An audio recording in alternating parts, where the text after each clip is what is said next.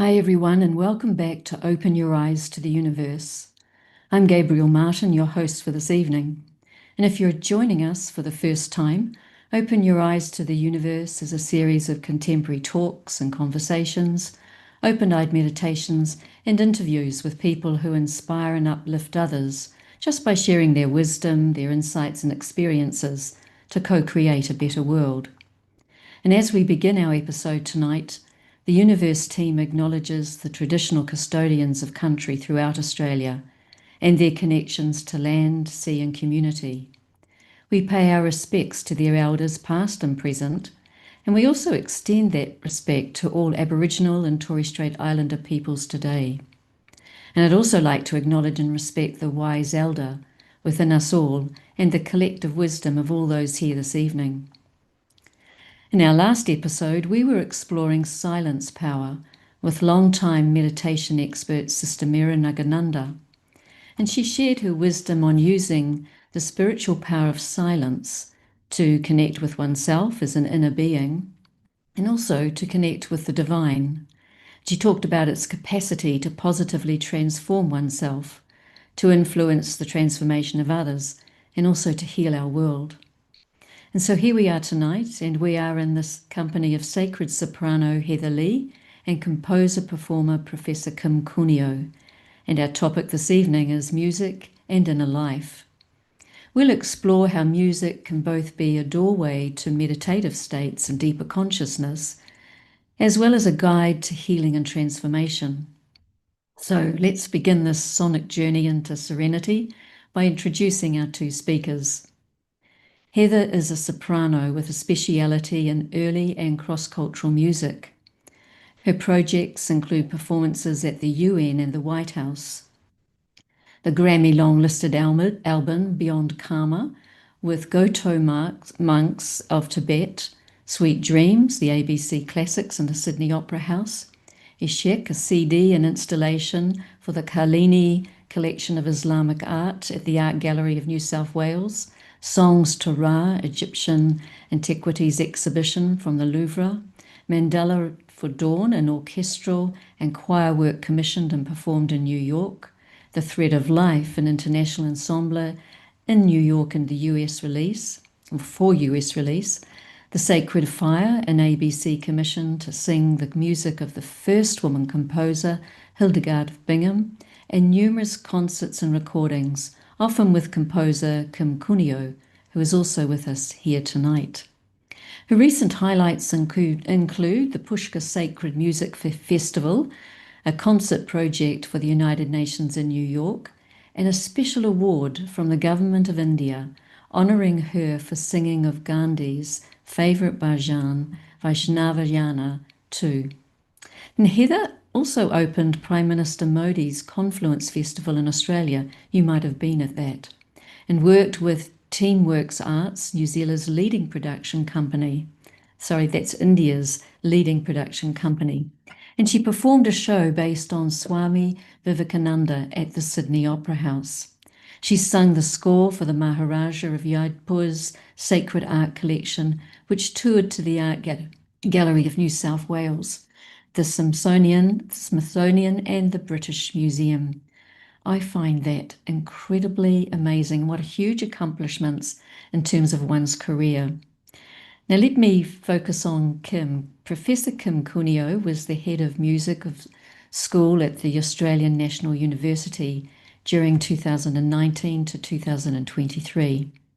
And he's presently the head of the New Zealand School of Music. Kim is a composer, a performer, and a researcher. And he's interested in old and new musics and the role of music in making sense of our larger world.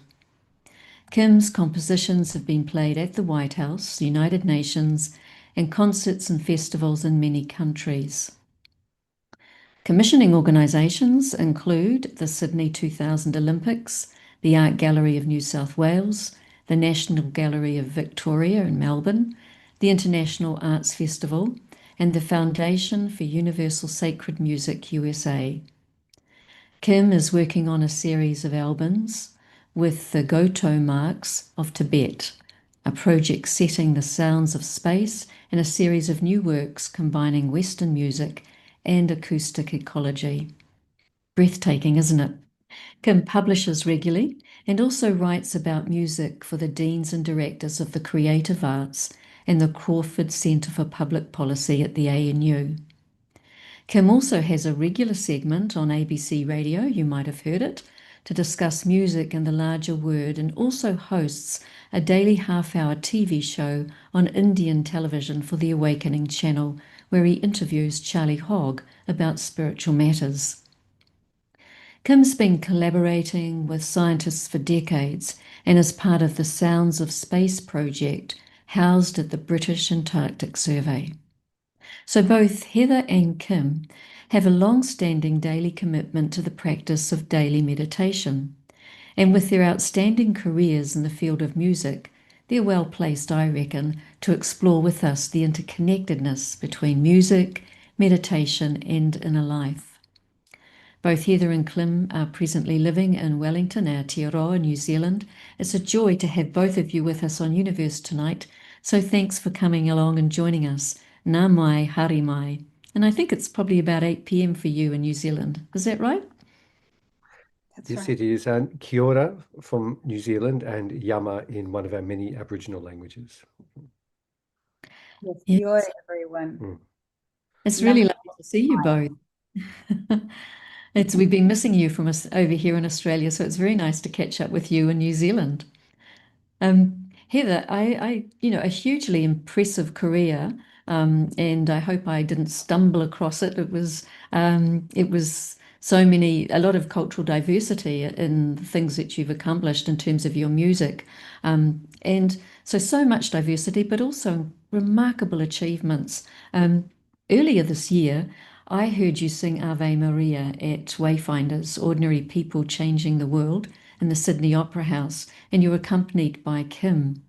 At the time I was backstage, and yet I felt that the entire opera house opened up when you sang.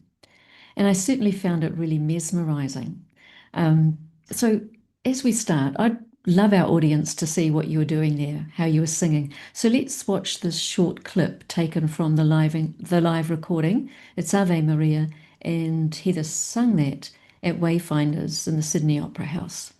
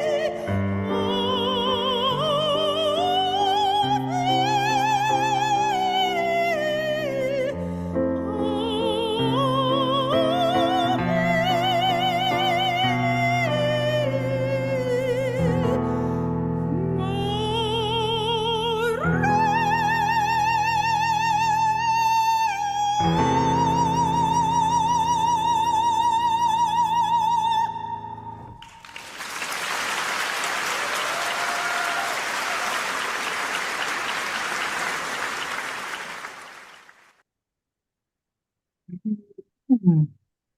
I don't know how you're feeling listening to you sing that again, but I've listened to it many times, and I have to say that each time I get these goosebumps of emotion. I feel like it's so rich and so deep.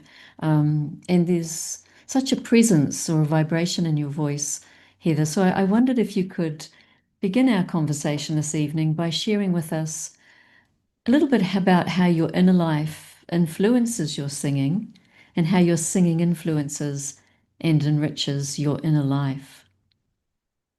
Yeah, sure. Thank you so much, Gabrielle. It's the first time I've seen that clip.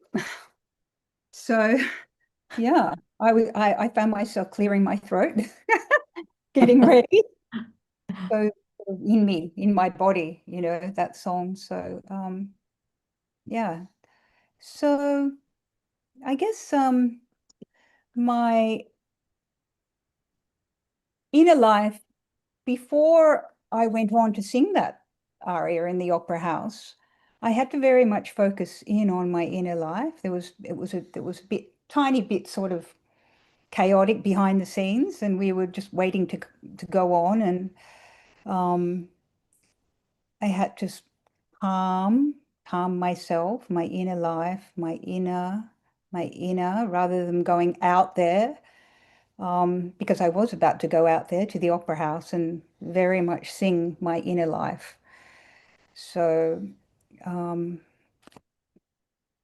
that's so. And what was the second half of the question, Gabrielle? Yeah, I was looking to see. I mean, I can remember backstage, you and Kim both had an incredible presence actually, and I noted how very, very calm you were because um, you were about to go on and sing, and the schedule of events got a little bit interrupted, and you had both had to wait back, and yet. What I noted in it was how you really held your presence, how you held your inner space. And I find that to be remarkable, actually, that you could do that. I'm not sure that all musicians manage that in such a calm way when their schedule, gets interrupted like that. But you held that presence. Um, and when I listened to you sing, Heather, I did very much feel a sense of sacredness in what you were singing. And it was like there was a vibration that was coming through you as you sung. And I wondered at the time, is this the influence of meditation and your daily practice of meditation coming through in your singing? And and I almost wondered, at one point I thought, I wonder what she's feeling, because I certainly know what I'm feeling listening to her and singing in the opera house. Oh, well, actually, to be singing, I know personally with my own singing, like classical singing, I am really, it's very physical. Yeah. I'm harnessing my body so I can reach those top notes and those low notes and make it sound as, hopefully a beautiful, give people a beautiful experience. So, but also because it's sacred music, it's totally channeling Ave Maria, the feminine energy. Um, that's how I feel. I'm feeling, I'm channeling, I'm just the medium for what I was singing. Absolutely. It's like it's coming from above and going through me and then going out again. So Right.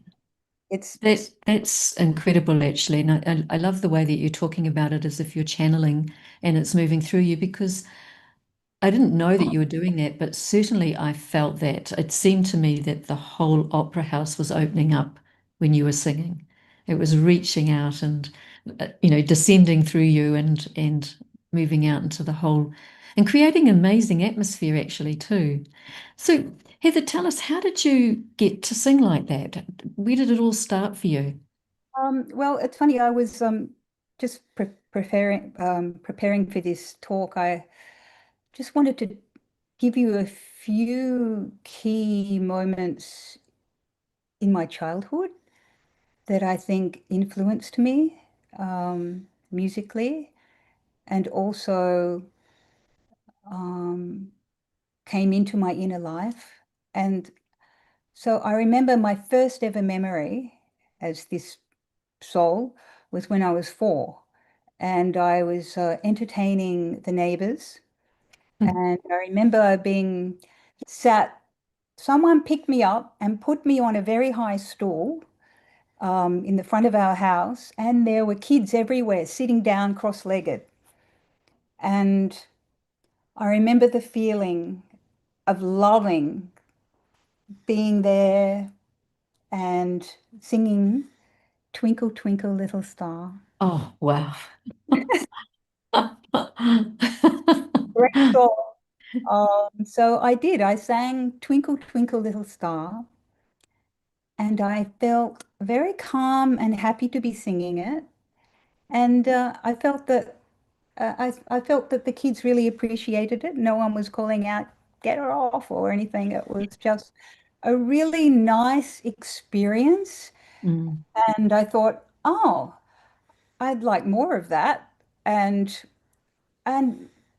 possibly I sang it in tune. So, I think the vibration was nice. I possibly was quite melodious. And then at the same time, my mother had a record collection Mm. of opera, of divas singing Mozart, Puccini, Verdi, and all.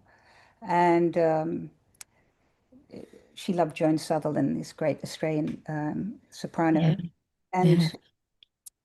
And all my siblings were at school, and so I'd be home with my mum, and she would turn it up, turn the volume up, and I'd be sitting in the living room playing, or actually, I do remember daydreaming and listening to this beautiful, the orchestra. I remembered more the composition of the pieces and just felt when we're talking about inner life, I felt whatever it is, I'm going into that space, that inner life, and digesting it and being with it. And I felt the vibration of it. And yeah, that was it. That was so that went on for a few years.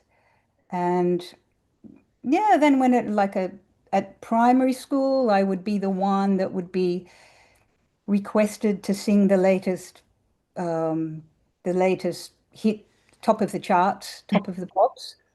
So Right. I must have been really like obsessed, listening to the radio constantly to know all the words of everything. Uh, Mm. um, like my inner life was learning songs and listening and then performing the songs on the top of the steps. I remember the Bee Gees, or whatever it was that um, and I would imitate too. So the comedian in me came out. So yeah, Yeah. And so you were under 12 when you were doing all of this? You were a yeah, child. Wow. child, Yeah. 7, So 8, 7 and 8.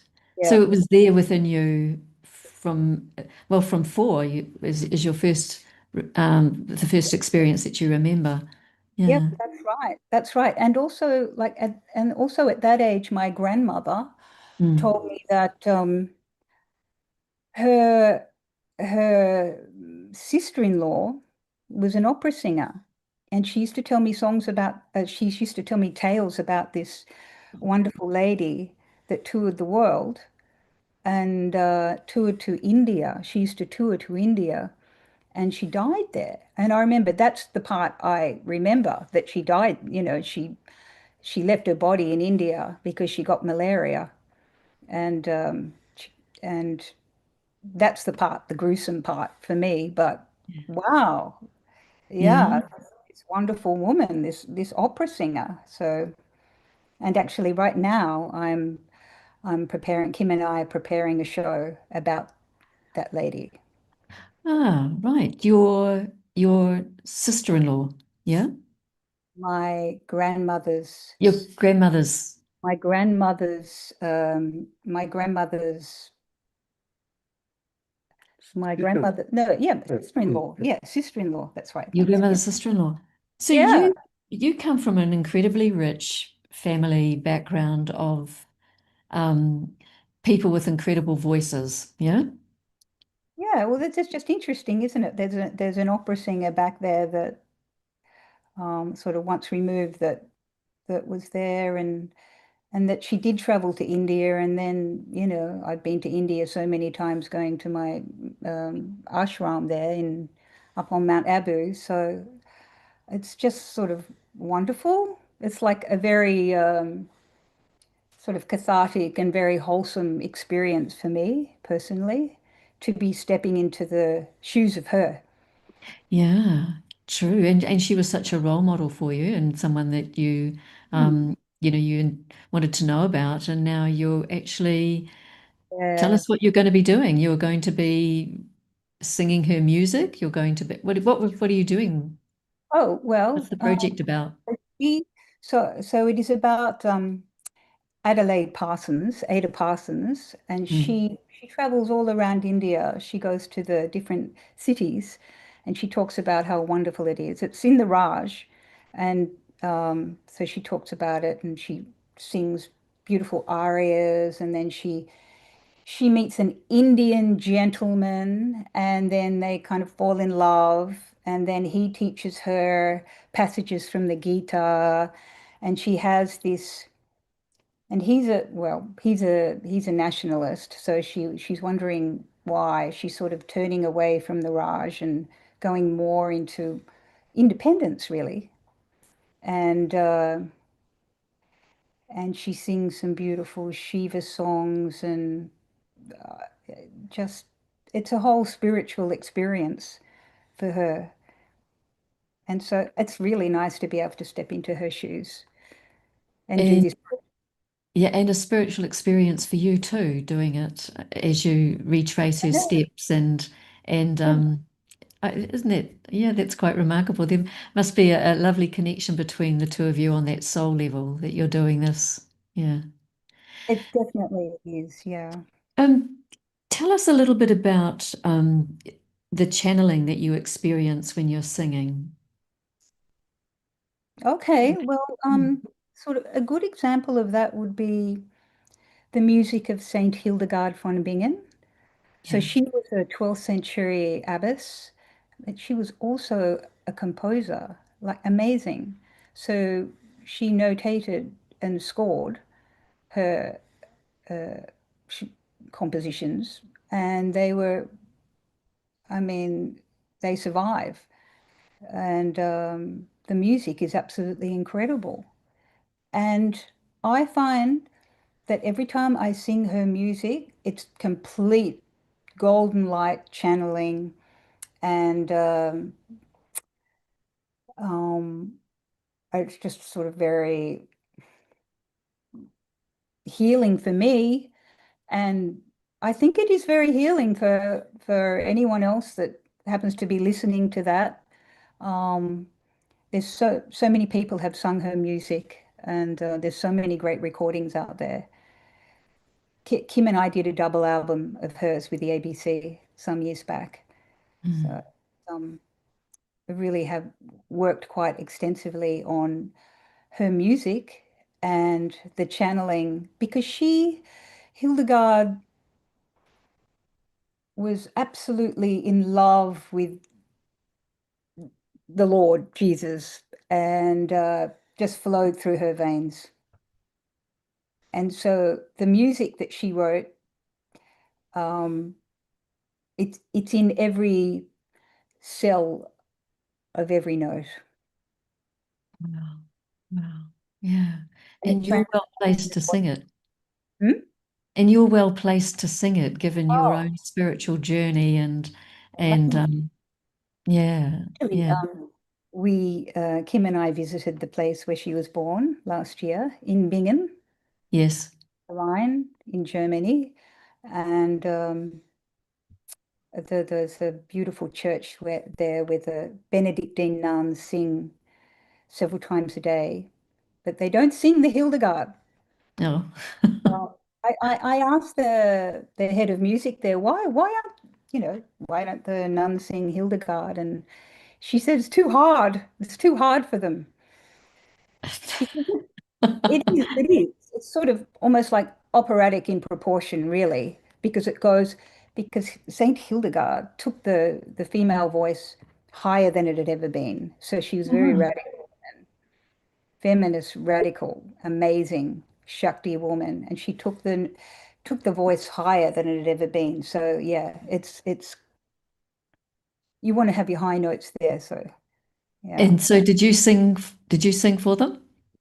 yes, yes. Good. I'm pleased to hear that. I have heard you sing Hildegard, and it is incredibly. I find it quite transportive, actually. So I just want to back up a little bit with this. How do you prepare? So you've talked about how you feel like you're channeling, and also the sacredness of this of the well, of in this instance of Hildegard. But how do you prepare before you begin singing? What Okay. happens for you? Well, I get a piece of music. It's a composition. Maybe not. It's not a composition. I've sung many pieces of music where, say, like working with Kim, where he says, "Oh, just sing that," and then I sing that. "Oh, just sing that," and then I sing another thing, and then another thing, another thing. But to prepare to sing nicely, you really do need to warm up the voice because you are the instrument. Your whole body is your instrument. So there's some really nice scales you can do that kind of clear out the cobwebs of the day, all your thoughts, um, and just warming up the vocal cords, being prepared, even. But you know what? One of my teachers, and she had a great name. Her name was Eve Godley. Oh, wow. Oh, Fantastic. fantastic woman. Oh my God, she was such a good teacher to me. And she said there's three things you have to remember as a singer. Oh, what are they? What are the three things? It's like technique, technique, and technique. Yeah. Yeah. Mm. Meaning that whatever happens in your daily life, whether you're sick or you don't feel like it or whatever, you have your technique there and you can rely on your technique. So, and us musicians, we've all been in that. It's constant. It's not always perfect, your environment when you go to sing or record. So meaning like if you technically, you've warmed up, you know how to get the notes, you know how to make a beautiful legato, like a smooth sound, a smooth. One of my teachers once said to me, there's another teacher said there's two things that you must have, and that is an evenness of tone, an even tone in your voice, and a beauty in your voice. And I just love that. Mm. Mm. I do think there's a beauty in your voice, Heather. You must have really imbibed what she said, Oh, because there's definitely a beauty in your voice. Um, I'm wondering if you could take us into a meditation at this point, and let's see where that leads us to. okay. Thanks, Gabrielle. Bye.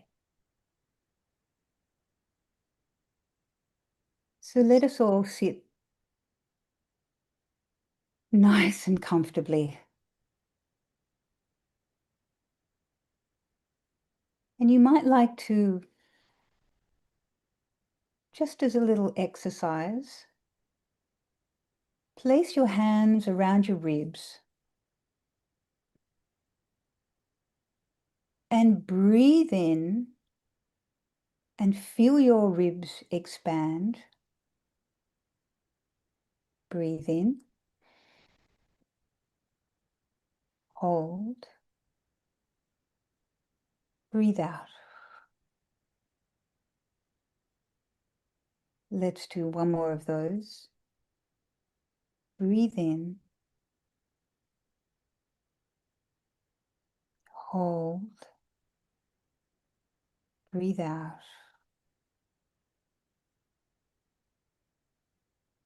And now you can place your hands comfortably back down, feel your shoulders relaxed. And you might like to gently keep your eyes open, just gently.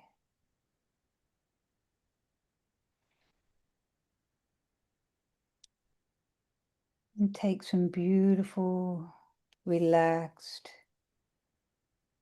breaths in and out.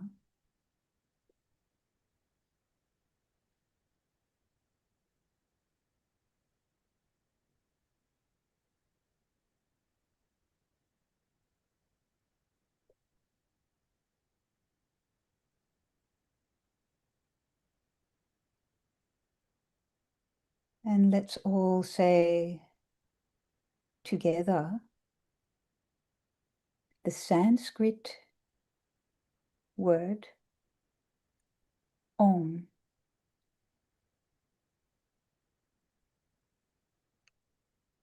We can all chant it, even though we won't hear each other sing together. We know that we're all together. Om, the vibrational sound of the universe, the ultimate Shakti. We're going to breathe in nice and relaxed. Om. Om.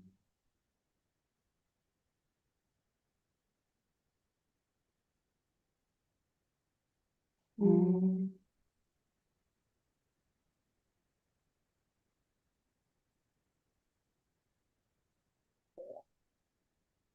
And that is the external Om. And then we're going to bring it into our inner world.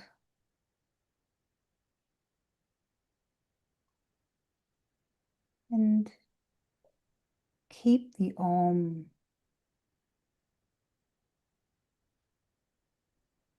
keep the mantra of Om within you.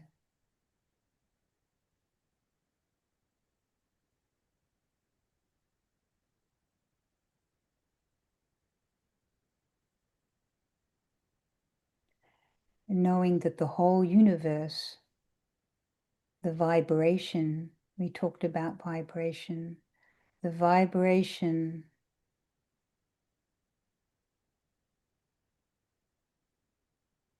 of the external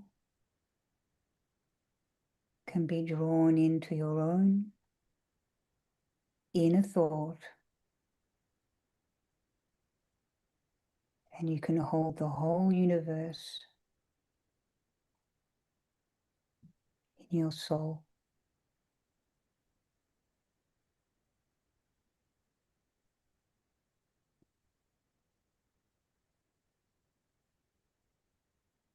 And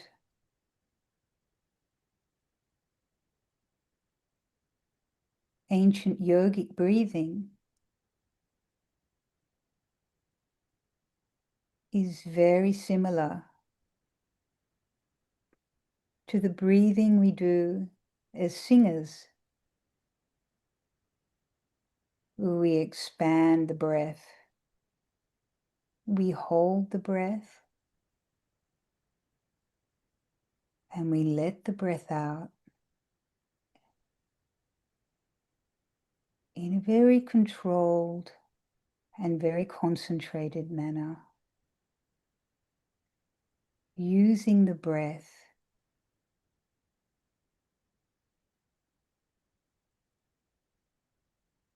using the golden thread of the breath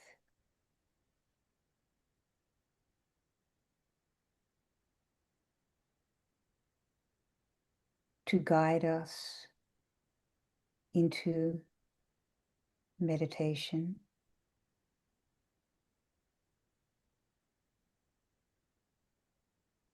It's a great tool, if we haven't meditated before, to start with the breath.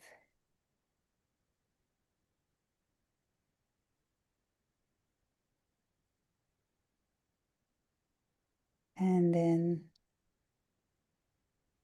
after a while, lose the breath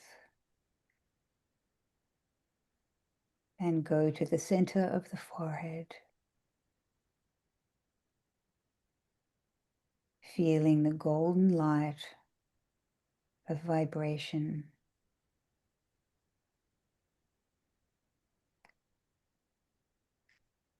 circling around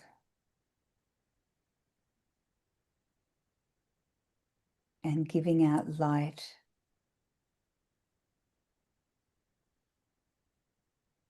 the kind of light and vibration that connects us all,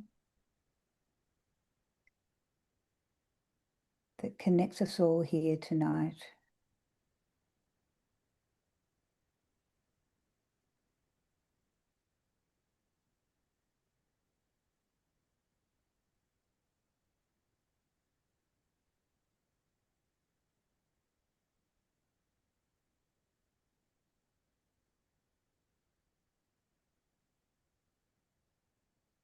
And then we're going to come back into the body and take a nice big breath in. Hold it, feel your lungs expand and your ribs expand, and exhale slowly.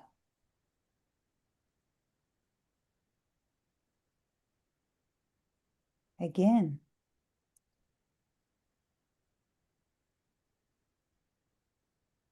And slowly out.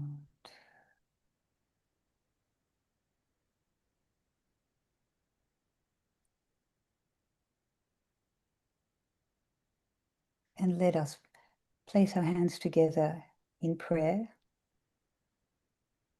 in front of our hearts.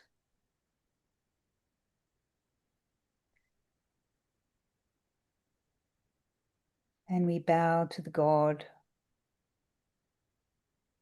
within us and Almighty God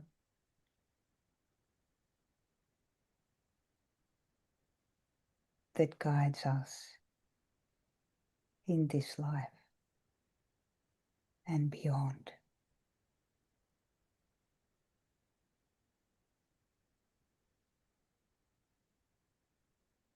Thank you.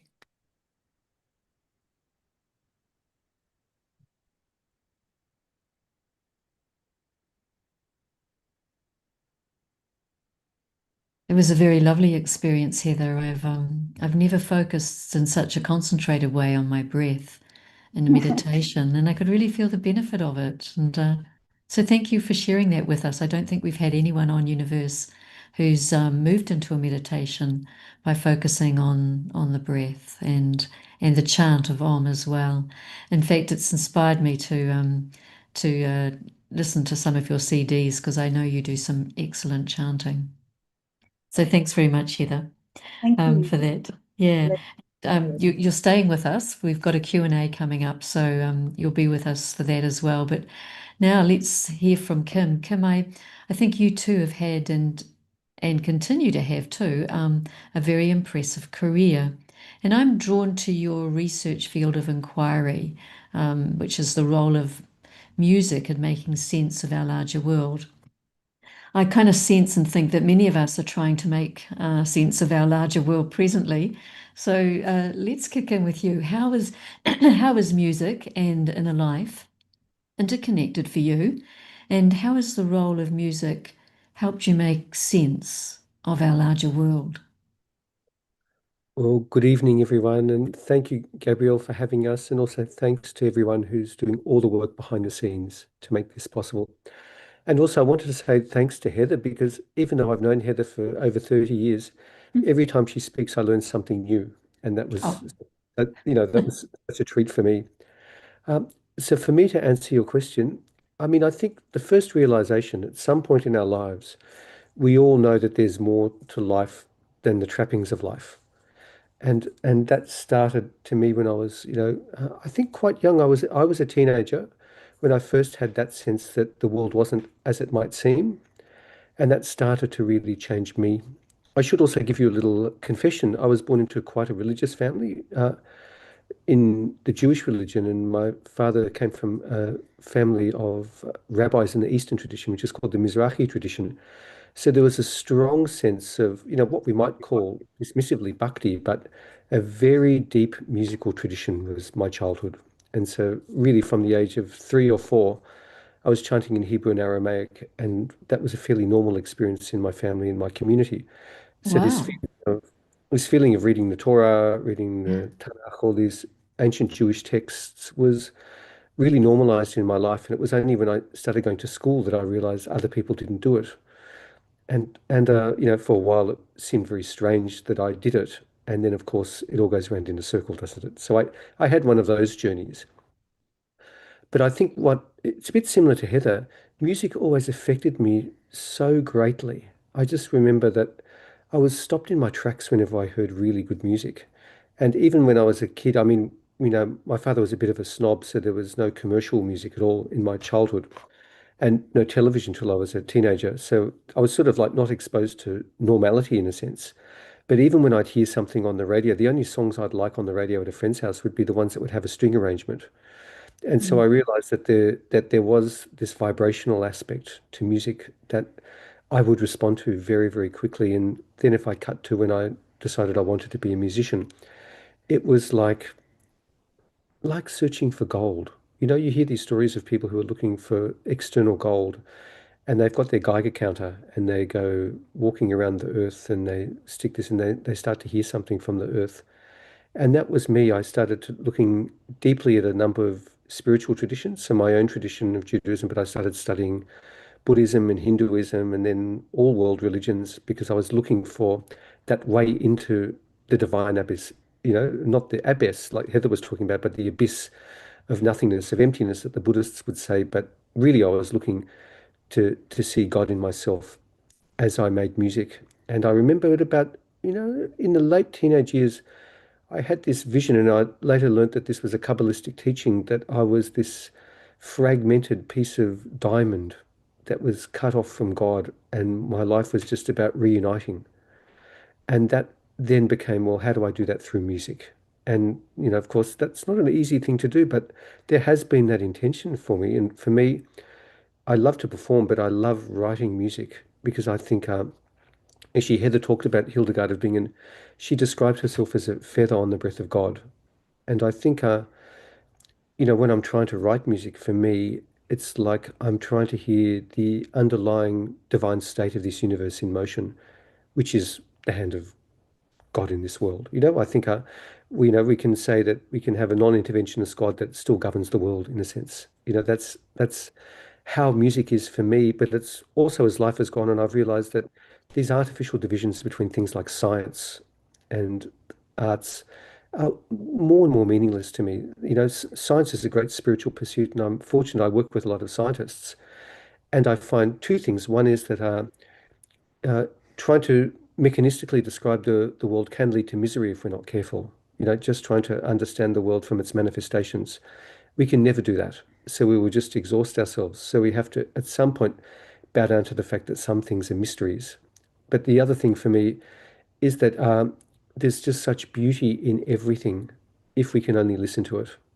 And I'll tell you one little story of the moment that really changed it for me. I was a young composer, still finding my way. I'd done my music degree and I was starting to get commissions, and it was actually going okay. I was very happy with how I was traveling, but I wasn't doing what I really wanted to do because I wanted to be transforming myself in every act, and I was trying to get a way out of doing what we might call commercial music, to think, will the world support me to do what I really want to do, which is to try and heal the separation in myself and others. So one day I woke up in the middle of the night. This is before I started meditating with the Brahma Kumaris, but I would still regularly wake up in the middle of the night and meditate. It was just one of those things that happened. And the most beautiful tune came to me, so I started writing it down. And I loved that tune. And it became the basis of my first symphony, and I thought that was really great. But then a few years later, I heard a lost recording, or actually it was a recording of a lost manuscript from the Sibylline period of around 2,000 years ago. So it's one of the earliest Christian works, and it was by a great composer musicologist, Jordi Savall, who's been a great influence on my life. And there was my piece note for note. And I Hmm. realized at that point that, there is a world of miracles through music and I can play my small part in it. So that was the moment I needed to cast away from the shore of normality and to say that whatever my interests would be, which would from that point on only be things that were sacred in nature and transformative to me, and that would be enough. And I would just wait for the world to come to me for that. I'm so pleased you had that moment, Kim, because you've given so much richness to the world in the way that you've brought your own transformation and the way you've expressed that through music to us all. So, you know, congratulations that you cast yourself into the ocean, so to speak, and set, left the shore of probably what would have been something that would have not held so much meaning for you. But I'm also quite um, intrigued that as with Heather, right from the start, you had an incredible interest in music, um, and I think it sounds to me like it probably would have been very hard in your family to have, told your parents that you wanted to be a baker or an accountant or something when if you've come from a family that's so musical and very clear on what that music's about. It's not about commercial, it's sacred. Um, so in many ways a very big blessing, yeah? Yeah, look, I mean, my childhood wasn't that dissimilar to Heather's. I mean, my father was a professional musician, and actually, my family were full of professional musicians. But for my dad, it was that was his day job, and but his whole thing was this whole sense of wonderment of chanting this, very old Iraqi musical tradition. That Yeah. that that was his thing. So for him to pass those tunes on to me was his number one goal in life.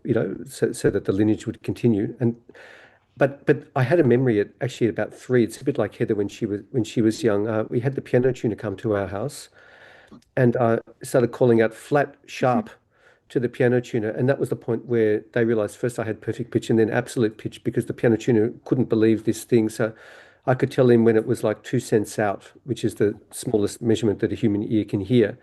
And so without really knowing anything about music, I could sort of understand in a sense, the absolute mechanics of it. And it's just one of those things. It's sort of a party trick on one level but it certainly makes my life as a composer much easier because I do hear the pitch of every single thing in the world at every time. So when a bus goes past me, I hear the pitch.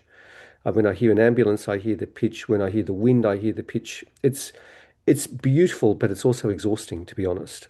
Like, so a big part of my life is that everything is literally music.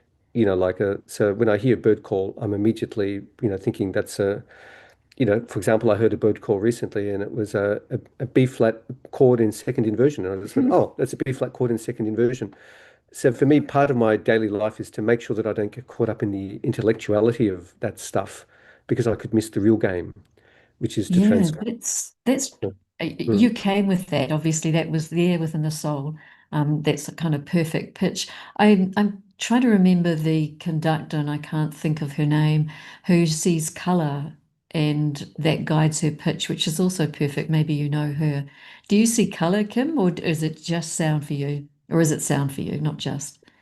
Yeah, I don't see the color, but I know it might not be the conductor, but I know a conductor, an Australian conductor who works in the UK, Jessica Cottis, who's a synesthesiac. But there's stories that are some of the greatest composers would literally hear, see every piece of music as a living painting. And this notion of synesthesia synesthesiism is incredible. But I don't really see another sense. But what happens to me is I literally feel the vibration in my body, and it's almost scary because if Mm. the music's not working for me, I literally feel sick in a second. And it's probably the same for Heather. And we could say, God, that's hypersensitivity. But then we look at the research of someone like Masaru Emoto, the Japanese scientist, who gets distilled water, freezes it, and Yes. then exposes it to stimulus at -3 degrees. And we can literally see that water crystals take on the vibration of music perfectly. You know that there's other scientific things called somatics. Uh, Recently, I sent some music to a lab in Cambridge where they're actually looking at how do we stimulate cells at that moment where they might go cancerous or might not to different types of music. So there's so much research that can be done in an empirical sense to know what our heart knows, that music is possibly the thing that, that influences our vibration more than anything else.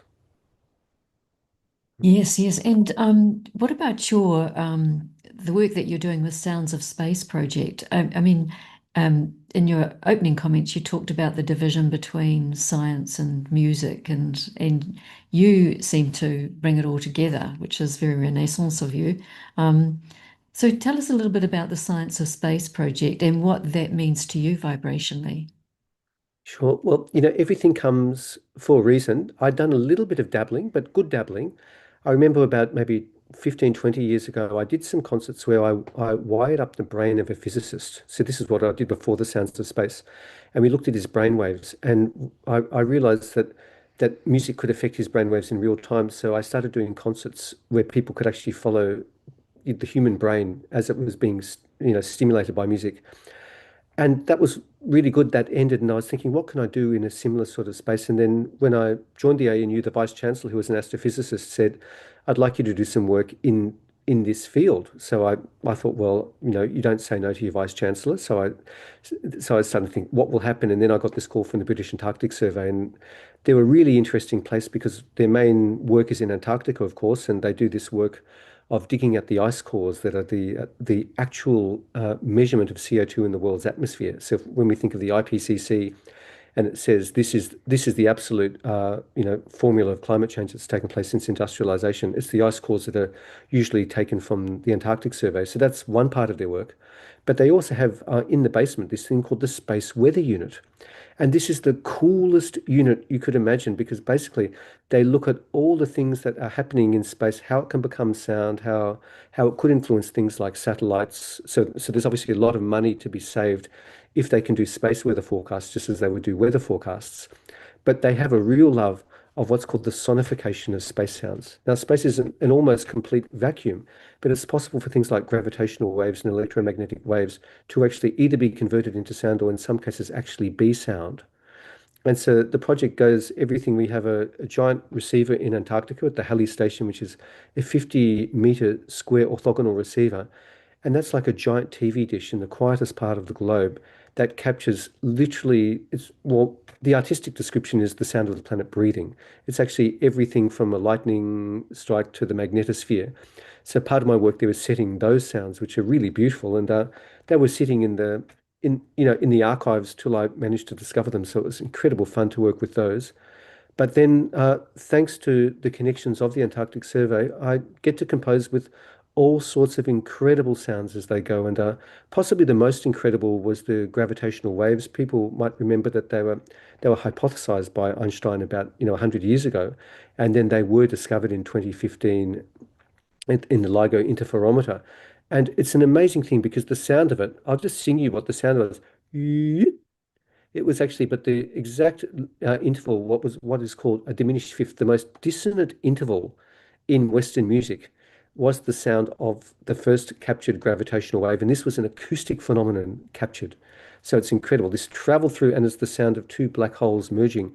So for me to work with these things, to realize that Pythagoras on one level was right, that there actually is a sound in space, that the celestial orbs actually do make a sound. The only thing is, in order to hear it in our tiny little ears, we might have to time compress it so that 3 weeks or even 3 months happens in 30 seconds, and we might have to transpose it up 8, 12 octaves because it's like it's on a scale that is just so vast to what a human can comprehend. So a lot of the work is getting it so a human can hear it, and then actually composing with it. And it's an incredibly moving thing for me.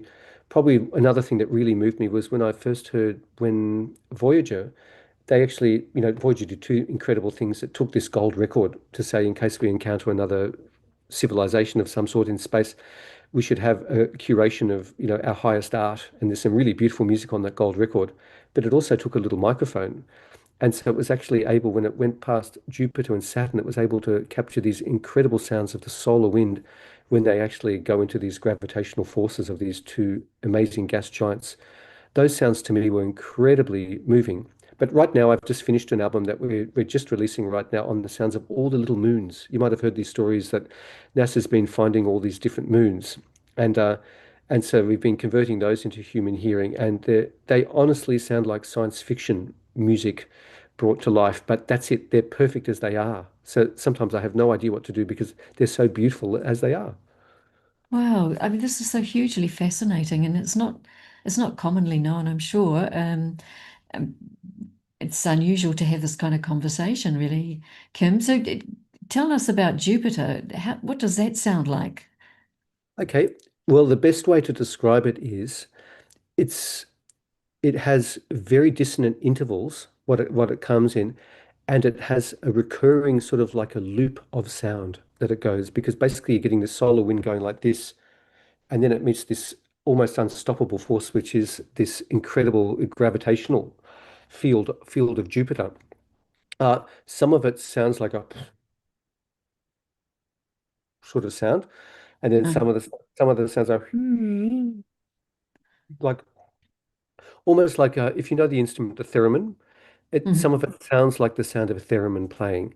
And when I do a series of lectures with the Antarctic Survey and sometimes without them, I was fortunate in my last job in Australia, I'd travel with our Indigenous astronomy unit, and we'd go and talk about Indigenous astronomy and the sounds of space together. And for people to hear those sounds, they imagined it was almost like the sound of the avant-garde in the 1950s, and that's how we could understand it. If you think about the most dissonant music that humans wrote after World War II, that's the Mhm. sound of some of space. Well, that's the sound of Jupiter anyway.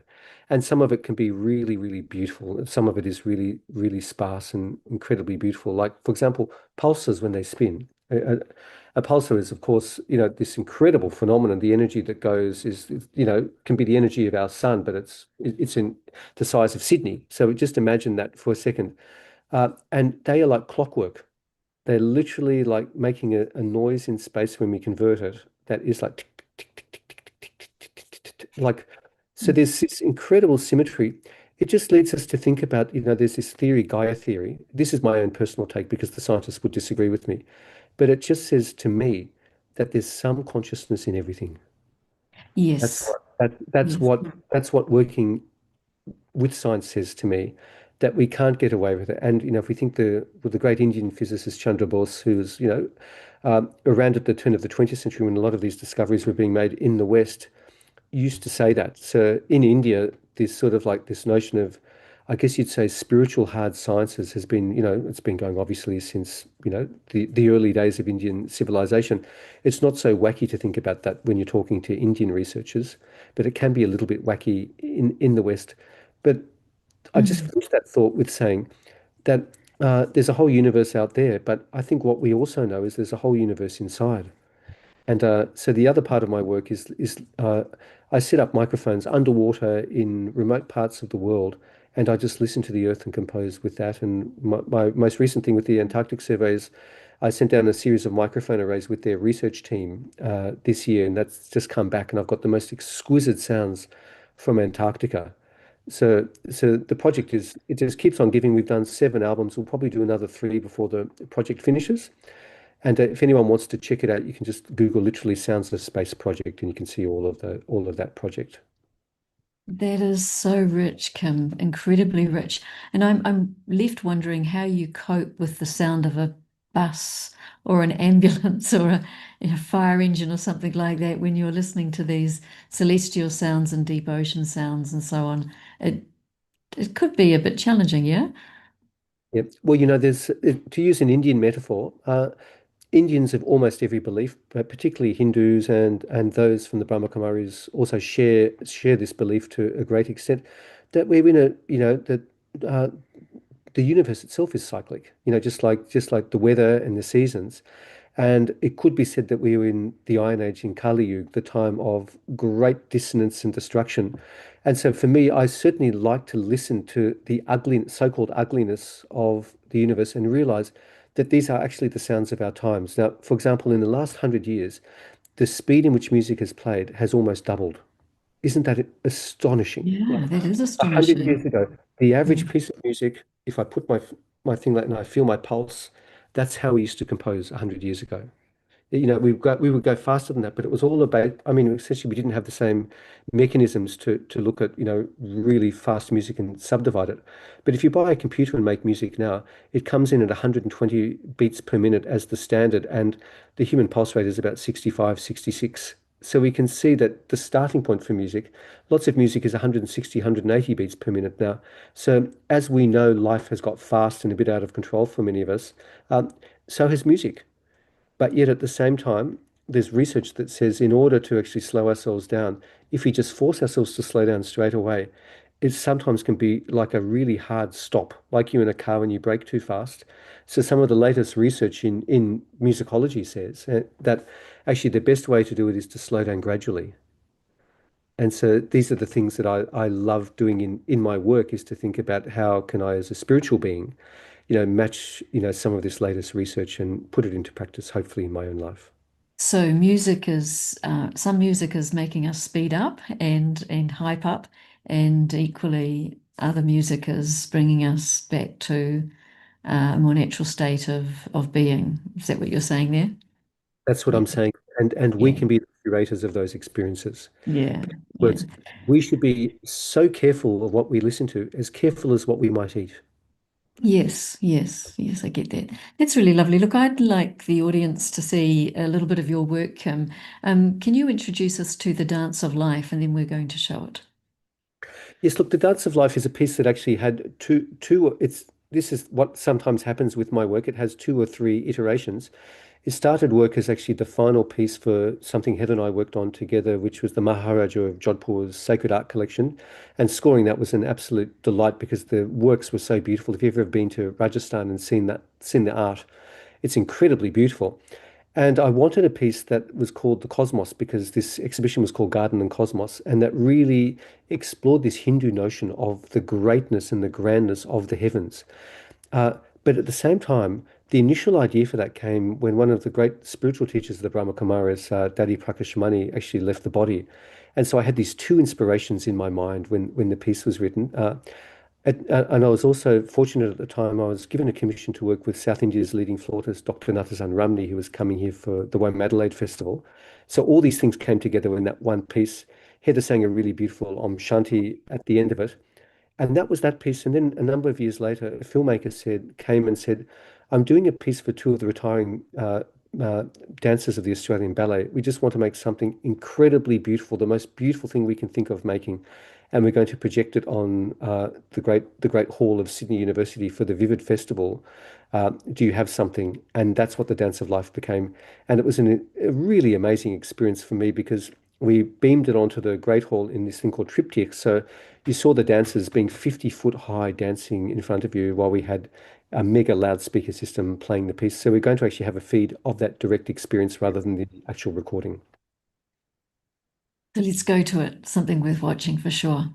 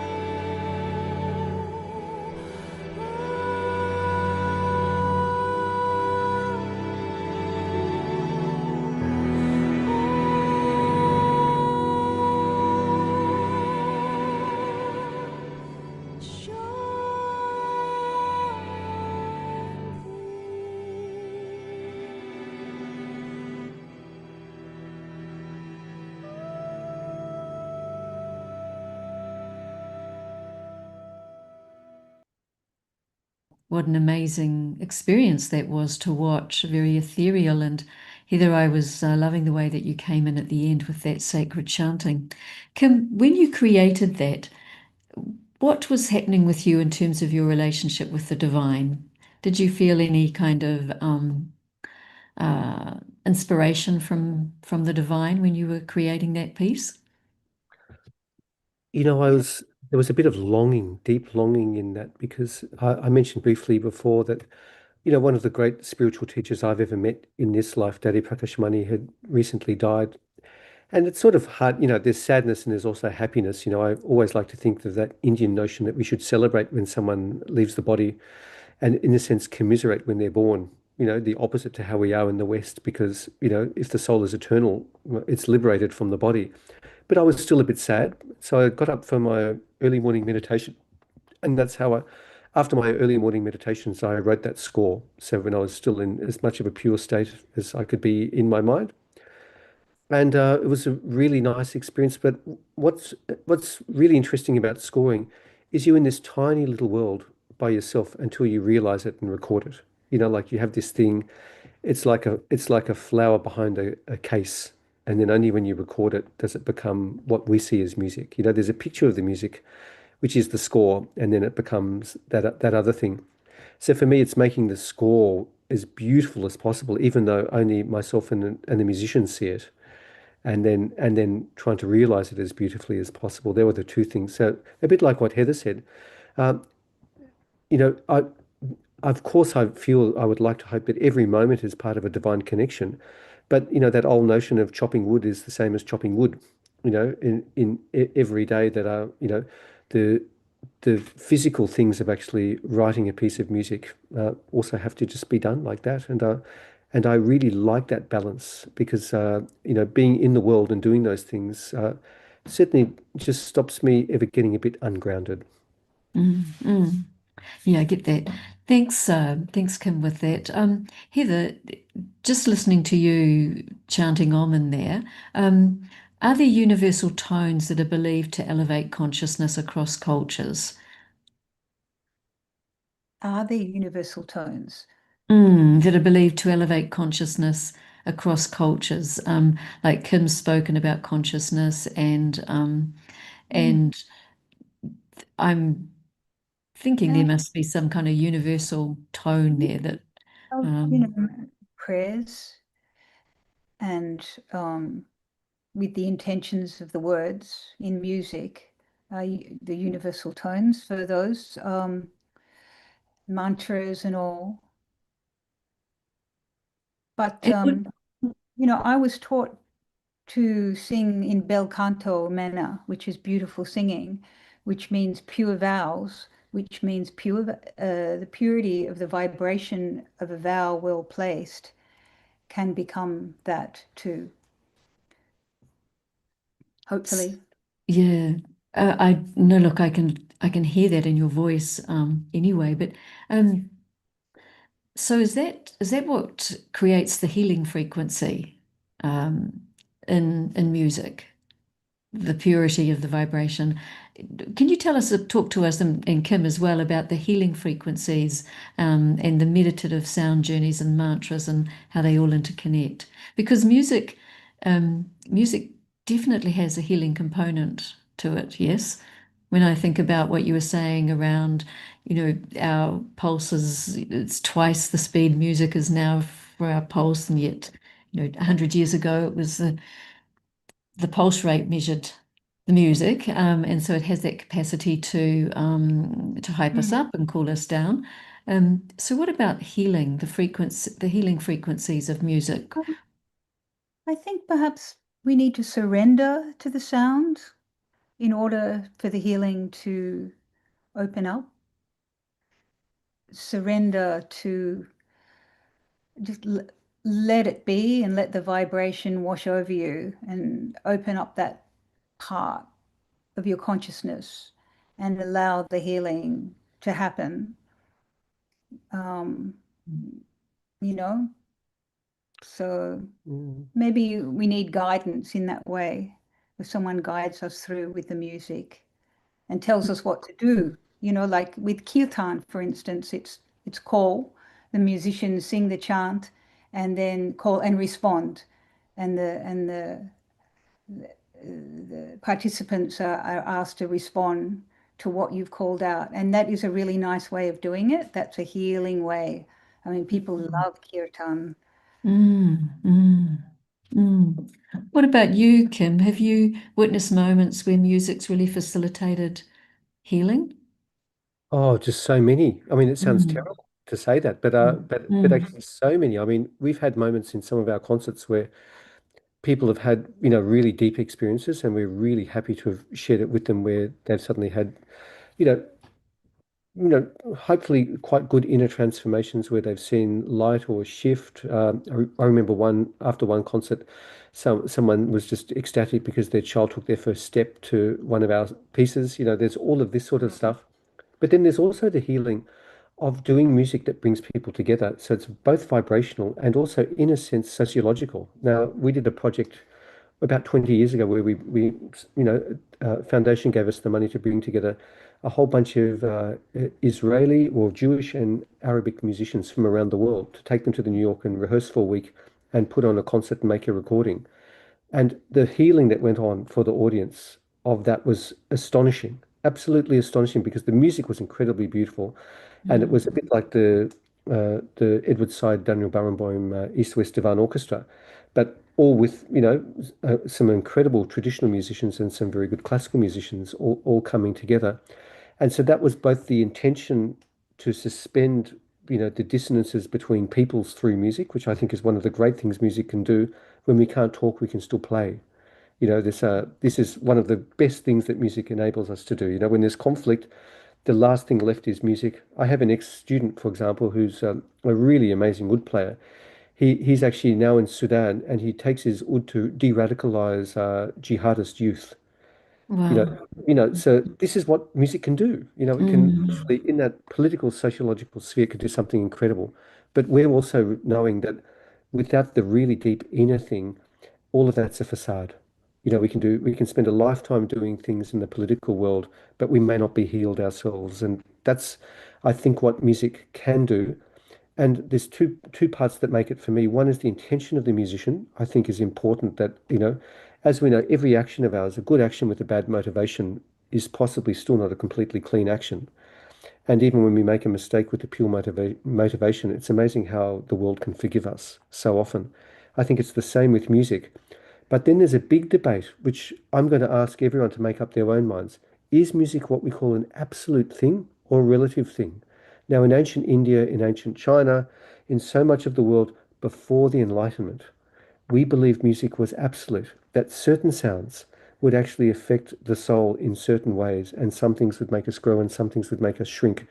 And there are so many sciences. The raga system is possibly the best documented, but really, all scales were based on this notion of healing the human form and bringing it to the divine through music. And this is the history really until 300 or 400 years, until modern times, essentially. The ragas. Yeah, the Yeah, ragas. the ragas. But what's happened now is we have a sense that actually everything is relative. But then we also have this notion of the great composer.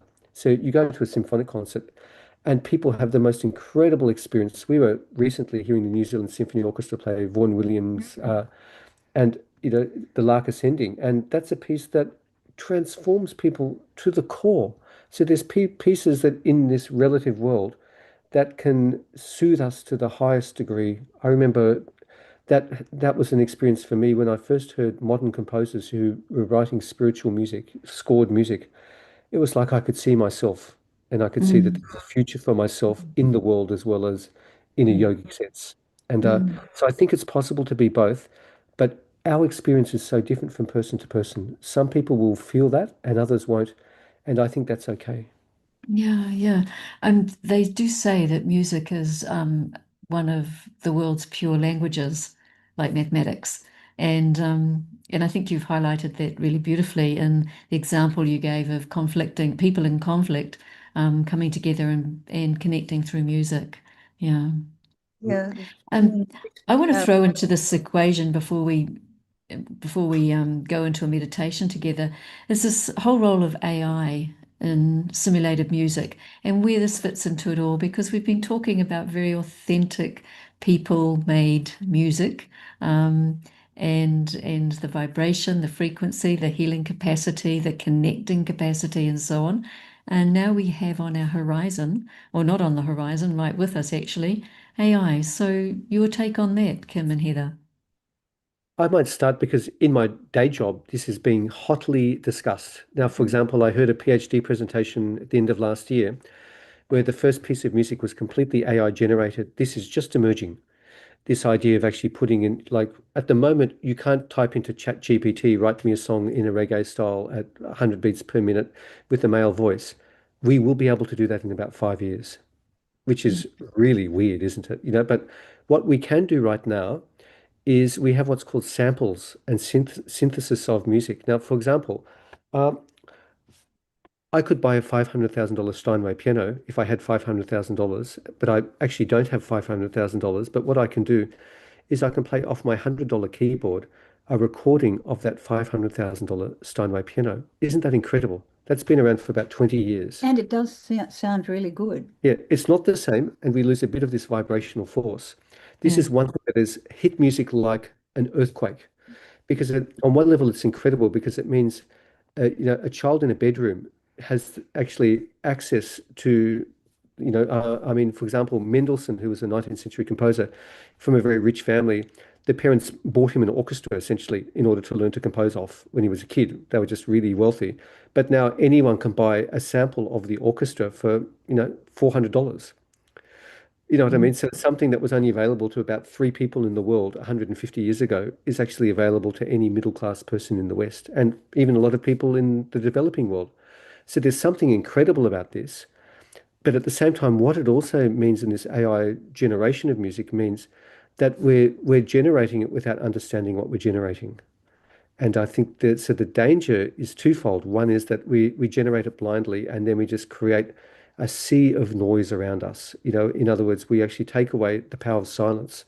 And I think we know that when you go shopping, there's music in when you park your car in the shopping center, there's music now. It's like we're so scared of actually hearing ourselves in the natural world that we put something together. So that's one of the things that will happen. And I guess the second one that will happen is we certainly will put artists out of work. I mean and so we'll have to come to terms with what it means for an integrated society like Australia or a developed society, which if we use that term, what happens when artists actually are no longer needed for some of that stuff. I think the very highest stuff we'll still need artists for because we'll know that hearing people make music live, that miraculous nature of Heather pulling down the divine when she sings, you're not going to get that from a sample. And funnily enough, when I was just getting into AI about 10 years ago, Heather was approached by one of the leading companies to be an AI classical singer, which she politely declined. It's a so we've had some first-hand experience, and some of my instruments I've actually sampled, some of my non-Western instruments. And so if for example, my oud, my balama, my tanpura, and my harmonium, they're probably the best samples of those instruments in the world. And so when you have if you hear TV or film music and you're hearing those instruments, there's probably about a 20% chance you're listening to my actual instruments being played by someone else's keyboard. Now, how weird is that? And who profits, I guess, is the next question as well. Yes. I'm intrigued to know whether the healing could be the same, but maybe that's Yeah, something for us to wait and see. Mm. yeah. It's surprisingly intact. It's not the same. That's my quick answer. These Mm. synthetic forms of music making, they're not the same. It's like there's a layer of plastic around the Mm. musical experience, but the plastic is getting thinner with every new generation of technology. That's how we would describe it. But Mm. Gabrielle, you were talking about goosebumps. Yeah. Yes, yes. Will you get goosebumps from AI No, you music? would. I completely agree. You would not get goosebumps. I think there's my view, I've listened to quite a bit of AI music and I think I've noticed the plasticity of it. And I haven't been told it's AI actually. So I went in not knowing it was AI. But I do think there's something very real that in the way that we connect through music and live music Human with real people. exact. Mm. Yeah. Yeah, it's the vibration that we might. Yeah. that we'll miss out on. But you know, I did a test last year for a conference, and I found a 1970s recording of Debussy's Clair de Lune, which is a really beautiful piece of piano music. Dee, dee, da, da, da, da, da, da, da, dee, da, da. It's a very famous piece of classical piano music. It's so beautiful. So I had this 1970s recording, and then I did a version on my little keyboard doing a fake piano, and then I put it through a fake tape machine, a fake reverberance, a fake concert hall, and I played it, and 50% of the people preferred my fake version. Oh, oh. And I did that to see, and I want, because I think what we often see is these tools of AI being done without consciousness. So what I wanted Yeah. to do was to see if I put my consciousness and everything I'm capable of into that, is it translatable? And my short for my n equals one experiment, in other words, I've done one little experiment, Mm.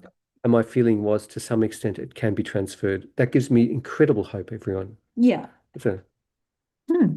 So the consciousness with which we make the AI will determine the I mean, consciousness and Yeah, because vibration of the end product. yeah, after AI will be able to transport, us musicians will be able to be transported anywhere in the world.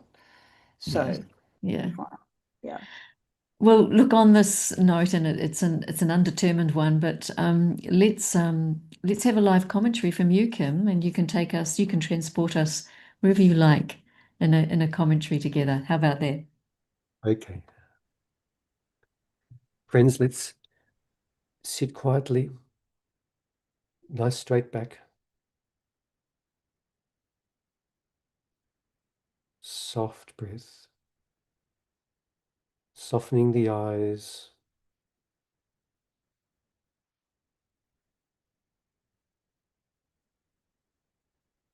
And as we breathe, we just give thanks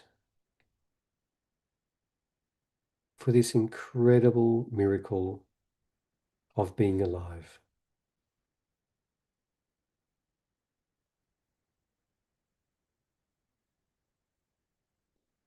Here am I, this wondrous point of light, this soul in a body, breathing in and breathing out, breathing in love and breathing out peace. In love, out peace. In love, out peace.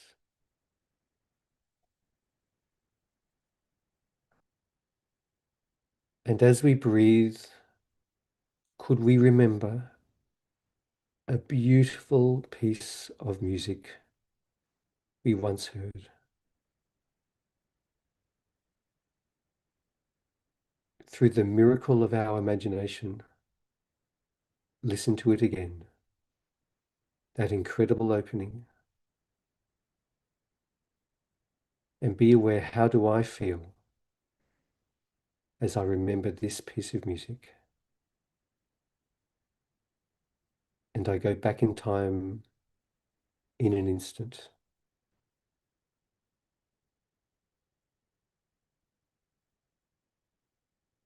listening.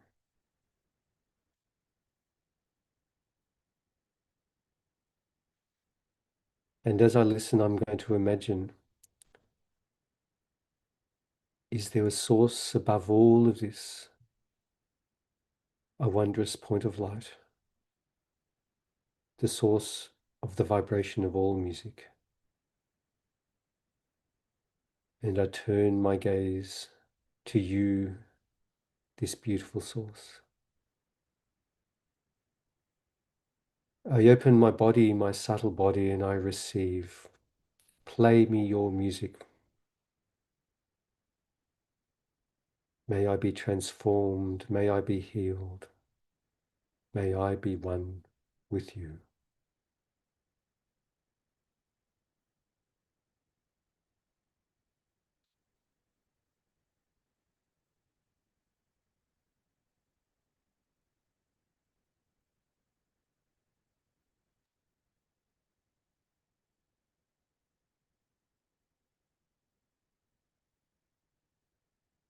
And in just a second, we'll seal our little practice. I'm going to speak one of the beautiful mantras that we've talked about today. And then we'll breathe and all sing Om together. So I'm going to sing it with Heather. Om Asatoma Sadgamaya Tamazoma Jyotirgamaya Mrityoma Amritam Gamaya Om Shanti Shanti Shanti Shri Gurave Namaha Om.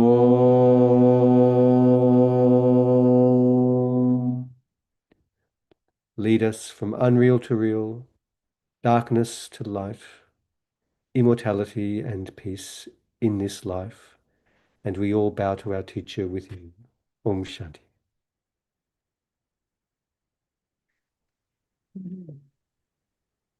Kim, thank you for that. Thank you very much. It was certainly transporting me, and I love the way you asked us or invited us into remembering a piece of music that we particularly liked.